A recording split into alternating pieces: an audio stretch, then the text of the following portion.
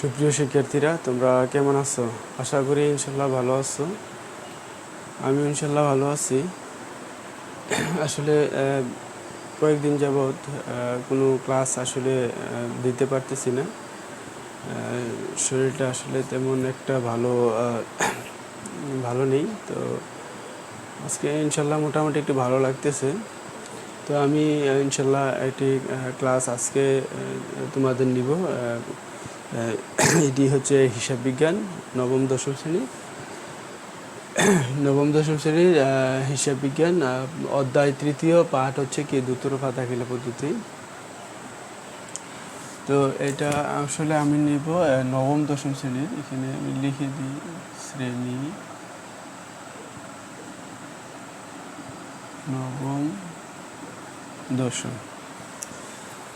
তো আমরা আজকে দ্রুতরূপা দাখিলা পদ্ধতি থেকে ঢাকা বোর্ডের 2019-এ যে একটা গাণিতিক সমস্যা এসেছিল, এটা নিয়ে আমরা আলোচনা করব। ঢাকা বোর্ড 2019। এখানে গাণিতিক সমস্যাটি হলো কি, জনাব রাতুল 2018 সালের 1 জানুয়ারি নগদ 2 লাখ টাকা এবং ব্যাংক জমা 1 লাখ টাকা নিয়ে রাধুনী নামে একটি রেস্টুরেন্ট ব্যবসা শুরু করেন। তো উক্ত মাসে তার অন্যান্য লেনদেনগুলো ছিল নিম্নরূপ: জানুয়ারি 7 তারিখ অফিস ভাড়া চুক্তির মাধ্যমে 3 মাসের ভাড়া আগাম প্রদত্ত হলো 60,000 টাকা। 8 তারিখ আছে বুফে প্যাকেজ 600 টাকা করে 250 জনকে খাবার সরবরাহ করা হলো। 10 তারিখ আছে উপযোগ বিল প্রদান করা হলো 20,000 টাকা। 15 তারিখে সোনালী এন্টারপ্রাইজ হতে দেয়ালগড়ি করে 6,000 টাকা। 20 তারিখে বন্ধুর বিবাহবার্ষিকীতে ধারে 1,50,000 টাকার খাবার সরবরাহ করা হলো। 28 তারিখে 20 তারিখে বন্ধুকে প্রদত্ত সেবার বিল চেকে প্রাপ্তি। 30 তারিখে 1 মাসের অফিস ভাড়া সমন্বয় করা হলো। প্রশ্ন হচ্ছে, জানুয়ারি 8 তারিখ লেনদেন ব্যতীত লেনদেন দ্বারা মালিকানা সত্ত্ব বৃদ্ধির পরিমাণ নির্ণয় করো। খ 8 তারিখের আলোকে উপযুক্ত ভাউচার তৈরি করো। গতে 7, 10, 15, 30 তারিখে লেনদেন দ্বারা ডেবিট ক্রেডিট নির্ণয় করো। তো আসো আমরা গাণিতিক যে সমস্যাটি অঙ্কটি আমরা সমাধান করার চেষ্টা করি। ঢাকা বোর্ড 2019-এ এসেছিল। তো আমরা প্রথমে দেখব যে 8 তারিখের লেনদেন ব্যতীত বলছে। 8 তারিখের লেনদেনটা বাদ দিয়ে বাকি লেনদেনগুলোর মধ্য থেকে কী করতে হবে, মালিকানা সত্ত্ব বৃদ্ধির পরিমাণ, মানে কিভাবে মালিকানা সত্ত্ব তো হচ্ছে আসলে বিশেষ করে যেই পুঁজি বা যেই টাকাটা নিয়ে যেটা নিয়ে প্রথমে ব্যবসাটা শুরু করে, এটা হলো তার মূলধন, অর্থাৎ যেটাকে আমরা মালিকানা সত্ত্ব বলি। মূলধন মানে হচ্ছে কি, মালিকানা সত্ত্বের অংশ, প্রধান অংশ এবং প্রথম অংশ। তো এখানে এরপরে যদি আর কোনোভাবে ব্যবসাতে বিনিয়োগ করে, টাকা এনে বিনিয়োগ করা হয়, তখন কিন্তু এটা মালিকানা সত্ত্বটা বৃদ্ধি হয়, বাড়ে। ওই অতিরিক্ত মূলধন হিসাবে এটা মূলধনের সাথে যোগ হয় এবং যোগ হয়ে সেটা কি বৃদ্ধি পায়। তো এমন যদি হয় কোনো কারণে, কোনো বিশেষ প্রয়োজনে যদি টাকা ব্যক্তিগতভাবে টাকা এনে ব্যবসার মধ্যে বিনিয়োগ করে, তখন দেখা যাবে কি, সেটা যদি পরে আনে আর কি, 1 তারিখের পরে যে কোনো তারিখে যদি আনে, তখন সেটাকে আমরা অতিরিক্ত মূলধন হিসেবে এটাকে মূলধনের সাথে যোগ করব। এতে করে কী হবে, তার মালিকানা সত্ত্ব, অর্থাৎ মূলধন বাড়লে কী হয়, মালিকানা সত্ত্ব বাড়ে। তো আমরা প্রথমত ক উত্তরটা দেখার চেষ্টা করি। প্রথমে কতে আছে, ক প্রশ্নটা হচ্ছে যে মালিকানা সত্ত্ব বৃদ্ধির পরিমাণ। মালিকানা সত্ত্ব বৃদ্ধির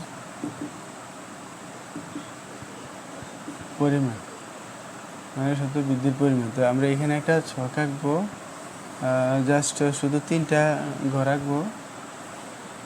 তারিখ, তারপর হচ্ছে বিবরণ, হলো টাকা। এখানে নির্দিষ্ট কোনো ঘর নেই, আমরা প্রয়োজনে 3টা ঘরে আঁকতে পারি এখানে। তো এখানে আমরা কি করব, দেখবো যে তাহলে প্রথমত আমরা যেটা বলছি যে প্রথমে তার মূলধন কত ছিল সেটা আমরা দেখব। তো প্রথমে হলো আমরা সালটা লিখি নিই, 2018 সাল, কোন মাস, জানুয়ারি মাস। তো জানুয়ারি মাসে 1 তারিখে তার কি ছিল, 1 তারিখে সে যেগুলো নিয়ে ব্যবসা শুরু করছে, 1 তারিখে ছিল তার এই যে নগদ 2 লাখ টাকা এবং ব্যাংক জমা 1 লাখ টাকা, এগুলো নিয়ে সে প্রথম শুরু করছে। তার প্রথম মালিকানা সত্ত্ব বা মূলধন হচ্ছে নগদ আর হলো ব্যাংক জমা। নগদ হলো 2 লাখ আর ব্যাংক জমা হচ্ছে 1 লাখ, তার টাকা হচ্ছে মোট 3 লাখ টাকা। তারপরে আমরা দেখব যে আর কোথায় আছে। হ্যাঁ, এরপরে এখানে এই 8 তারিখে নয়। তারপরে এখানে একটা লেনদেন আছে, দেখো 20 তারিখে বন্ধুর বিবাহবার্ষিকীতে ধারে 1,50,000 টাকা খাবার সরবরাহ করা হয়। তাহলে বন্ধুর বিবাহবার্ষিকীতে 1,50,000 টাকার খাবার সে ধারে সরবরাহ করছে। তাহলে এইটা বিশাল অঙ্কের একটা টাকা।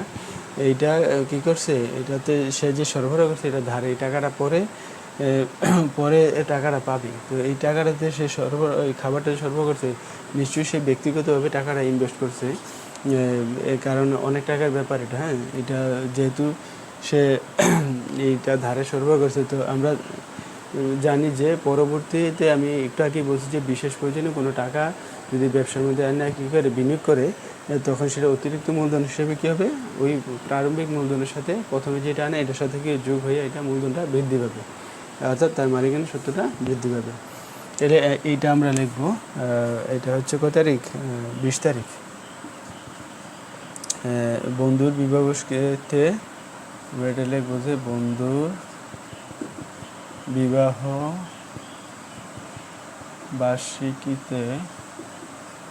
বার্ষিকীতে ধারে খাবার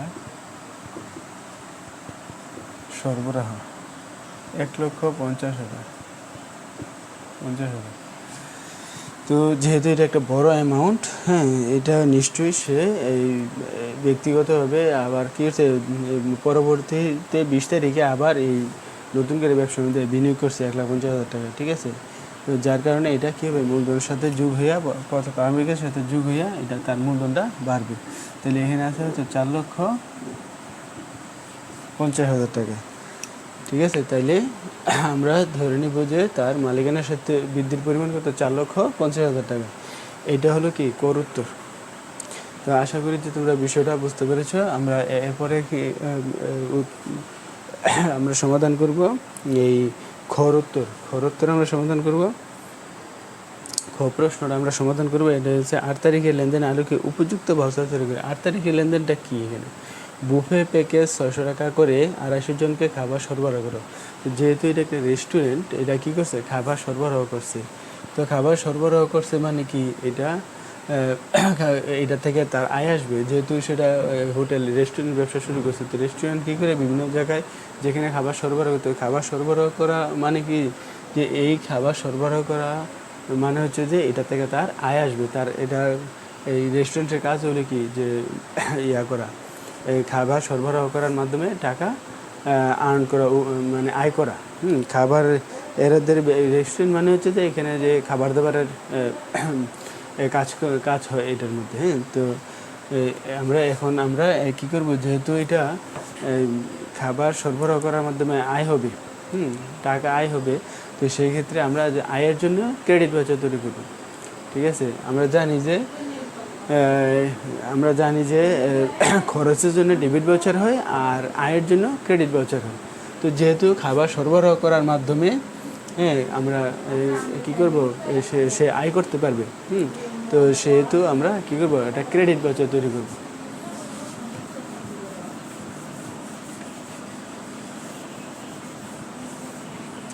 তো আমরা খর উত্তরটা জানার চেষ্টা করি। আমরা কী করব, ক্রেডিট ভাউচার। হ্যাঁ, ক্রেডিট ভাউচার তৈরি করব। এটা ব্যবসাটা হচ্ছে জনাব রাতুলের। হ্যাঁ, জনাব রাতুলের। তো এই ব্যবসাটার নাম হচ্ছে রাধুনী, এটা হলো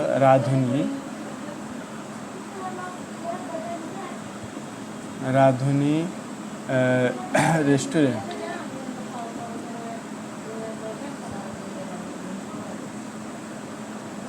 রাধুনী রেস্টুরেন্ট। আর তার নাম রাধুনী রেস্টুরেন্ট। এরপরে এখানে কোনো ঠিকানা দেওয়া আছে? অন্য কোনো ঠিকানার দেওয়া নেই। হ্যাঁ, সেই হিসাবে আমরা শুধু এখানে কি লিখবো, লিখবো ক্রেডিট ভাউচার, ক্রেডিট ভাউচার, ঠিক আছে, ক্রেডিট ভাউচার। আর এই ডান পাশে লিখবো তারিখ, ডান পাশে লিখবো তারিখ। তারিখ কি হলো 8 তারিখ। আমরা লিখবো যে 8 জানুয়ারি মানে কি 8/1 2018, 8/1/2018। আর এখানে আমরা লিখবো একটা নম্বর থাকবে, ক্রেডিট ভাউচারে একটা নম্বর থাকে, নম্বর। হ্যাঁ, তারপরে এখানে লিখবো গ্রহীতার নাম। হ্যাঁ, গ্রহীতার নাম। গ্রহীতার নাম হচ্ছে কে গ্রহণ করবে এটা।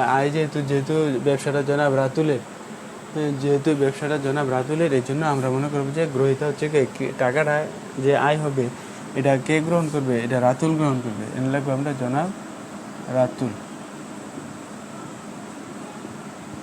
রাতুল। আর এখানে আমরা ঠিকানা লিখবো, ঠিকানা তো অবশ্যই দেওয়া নেই। হ্যাঁ, এখানে আর আমরা কী করবো, ছক আঁকবো, একটা ছক আঁকবো।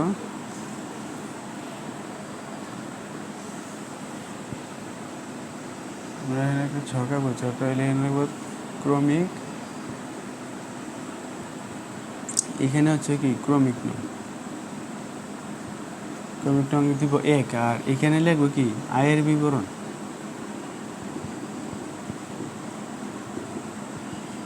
আয়ের বিবরণ। আর এখানে হচ্ছে টাকা। তাহলে আয়ের বিবরণে আমরা লিখবো যে কীভাবে আয়টা হলো, আয় হলো কীভাবে, এটা লিখবো যে বুফে প্যাকেজ 600 টাকা করে। আমরা এটা লিখবো বুফে প্যাকেজ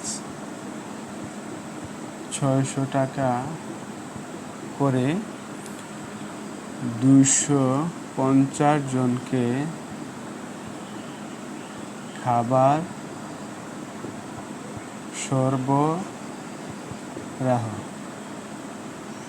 করে। তাইলে এনে হবে তো 600 × 250, 600 × 250। তাইলে কত আসবে, 6×5 কত, 150, 150। আর এনে 0 3টা কত আসে, 1,50,000। ঠিক আছে, 1,50,000। এখানে আমরা একটু গুণ করে দেখি কত আসে। 600 × 250, 1,50,000। ঠিক আছে, তো 1,50,000 টাকা। এখানে কিন্তু কোনো ধরনের কারবারি বাট্টা বা অর্থাৎ কোনো ধরনের বাট্টা কমিশন এখানে নাই। সুতরাং আমরা এখানে টান দিয়ে এটা লিখে ফেলবো 1,50,000। এবার এখানে কথায় লিখবো 1,50,000 টাকা মাত্র। তারপরে এখানে কি থাকবে, এখানে থাকবে যে গ্রহীতার স্বাক্ষর, গ্রহীতার স্বাক্ষর। এখানে হচ্ছে ব্যবস্থাপকের স্বাক্ষর, ব্যবস্থাপকের স্বাক্ষর। তারপরে থাকবে হিসাবরক্ষকের স্বাক্ষর।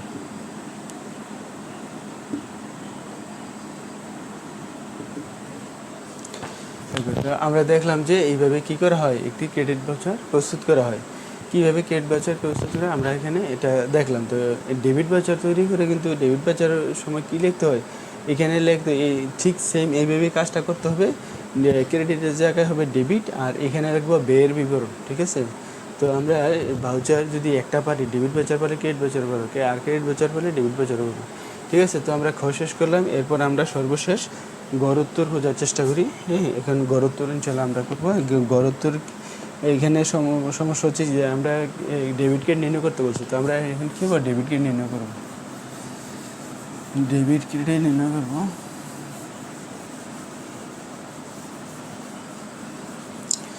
ডেবিট কার্ড নির্ণয় করবো। তো ডেবিট কার্ড নির্ণয় করার ক্ষেত্রে আমরা এটা কাজ করব যে লিখবো গতে আমরা লিখবো যে ডেবিট ও ক্রেডিট নির্ণয়। ঠিক আছে, তো আমরা কাজটা করব হ্যাঁ, লিখবো কি তারিখ, তারপরে এখানে লিখবো বিবরণ, তারপরে ডেবিট টাকা ক্রেডিট টাকা। হ্যাঁ, তারপর আমরা লিখবো ডেবিট টাকা ক্রেডিট টাকা। তারপর এইখানে লিখবো কি তারিখ, তারপরে হচ্ছে বিবরণ, আর এখানে হবে ডেবিট টাকা, হ্যাঁ ক্রেডিট টাকা। তো এখানে লিখবো 2000, আমি কিন্তু সংক্ষেপে লিখতেছি এগুলো, 2018, তারপরে হচ্ছে জানুয়ারি, হ্যাঁ জানুয়ারি। তো এখানে কিন্তু তারিখগুলো দেওয়া আছে, দেখো 7, 10, 15, 30, সবগুলা কিন্তু করতে বলে নাই। এখানে যে তারিখগুলো উল্লেখ আছে 7, 10, 15, 30, আমরা প্রথমে লিখবো 7 তারিখ। প্রথমে লিখবো 7 তারিখ। 7 তারিখ এটা হচ্ছে অফিস ভাড়া চুক্তির মাধ্যমে 3 মাসের আগাম প্রদত্ত হলো। তাহলে এখানে আমরা লিখবো অফিস ভাড়া যে আগাম মানে কি অগ্রিম। তাহলে অগ্রিম খরচ কি হয়, সবসময় ডেবিট হয়, শুধু খরচও ডেবিট হয়, অগ্রিম খরচও ডেবিট হয়। আমরা সবসময় খেয়াল রাখবো যে খরচের নাম সবসময় কি হয়, ডেবিট হয়। তাহলে এই জন্য আমরা লিখবো কি অগ্রিম ভাড়া হিসাব ডেবিট। আর যেহেতু এই ভাড়াটা ওই চুক্তির মধ্যে 3 মাসের ভাড়া আগাম করতে হলো, তাহলে অগ্রিম প্রদত্ত হচ্ছে মানে কি বিষয়টা বোঝাই যায়, অগ্রিম ভাড়া দিছে মানে কি নগদ দিছে। তো টাকাটা যেহেতু ক্যাশেতে যায়, যদি টাকা ক্যাশের থেকে কোনো টাকা চলে যায় তখন সেটা কি হয়, নগদ হিসাব ক্রেডিট হয়। তো ভাড়া দেওয়ার কারণে, অগ্রিম দেওয়ার কারণে কি যে ক্যাশেতে টাকা কমছে, ক্যাশেতে টাকা কমার কারণে নগদ হিসাব কী হবে, ক্রেডিট হবে। এবার নগদ হিসাব হচ্ছে হ্যাঁ ক্রেডিট। তো এইখানে হবে আমরা লিখবো টাকাটা কত, 60,000, 60,000। তারপরে এখানে লিখবো 60,000। তারপরে হচ্ছে 8 তারিখ, কত, 10 তারিখ, 10 তারিখ কী বলছে, উপযোগ বিল প্রদান। তাহলে উপযোগ বিল প্রদান করছে, প্রদান মানে হচ্ছে খরচ, উপযোগ একটা বিল ছিল, এই বিলটা কী হচ্ছে প্রদান করছে। তো প্রদান করছে মানে কি টাকাটা খরচ হচ্ছে, তাহলে আমরা জানি যে খরচের নামটা কি হয়, ডেবিট হয়। তাহলে এখানে খরচের নামটা হচ্ছে কি উপযোগ বিল। তাই আমরা লিখবো উপযোগ বিল হিসাব ডেবিট। হ্যাঁ, আর উপযোগ বিল নিশ্চয়ই কি ক্যাশের থেকেই দিছে, তাহলে নগদ হিসাব ক্রেডিট। উপযোগ বিল প্রদান করছে, তার মানে অবশ্যই এটা নগদান, ক্যাশের থেকে টাকা গেছে, তাহলে ক্যাশের থেকে টাকা গেলেই কী হবে, নগদান ক্রেডিট হবে। ক্যাশের থেকে টাকা চলে গেলে তাহলে এইখানে টাকাটা কত, 20,000 টাকা, 20,000 টাকা। তারপরে হচ্ছে কত, 15 তারিখ, 15 তারিখে হচ্ছে এখানে এটা আমরা 15 তারিখে সোনালী এন্টারপ্রাইজ হতে দেয়ালগুড়ি 6,000 টাকা। দেয়ালগুড়িটাকে আমরা কি, এটাকে অফিস সরঞ্জামও লিখতে পারি অথবা অফিস সাপ্লাইজও লিখতে পারি, ঠিক আছে। যে দেয়ালগুড়ি, এই যে কম্পিউটার, এই বিভিন্ন সরঞ্জাম যদি ক্রয় করে তখন এটাকে কি অফিস সাপ্লাইজ বলে, অথবা অফিস সরঞ্জাম হিসেবে এটাকে ডেবিট হবে। এটা দেয়ালগুড়ি হিসেবে লেখা যাবে না, যদিও দেয়ালগুড়ি ক্রয় করছে, তো দেয়ালগুড়িটাকে বলা হবে কি, যে অফিসের জন্য কোনো কিছু মানে ব্যবহৃত কোনো কিছু ক্রয় করলে ব্যবহার করার জন্য, তো এটার বলে অফিস সাপ্লাইজ অথবা অফিস সরঞ্জাম। তাহলে আমরা লিখবো কি অফিস সাপ্লাইজ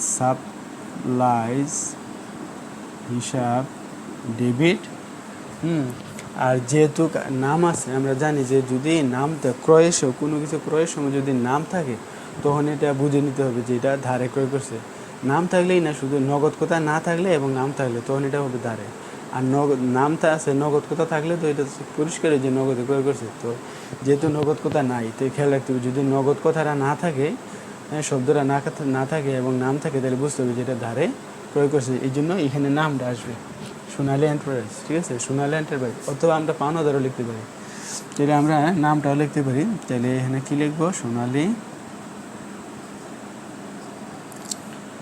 এন্টারপ্রাইজ, সোনালী এন্টারপ্রাইজ হিসাব ক্রেডিট। তো এইখানে হবে টাকা হবে কত, 6,000।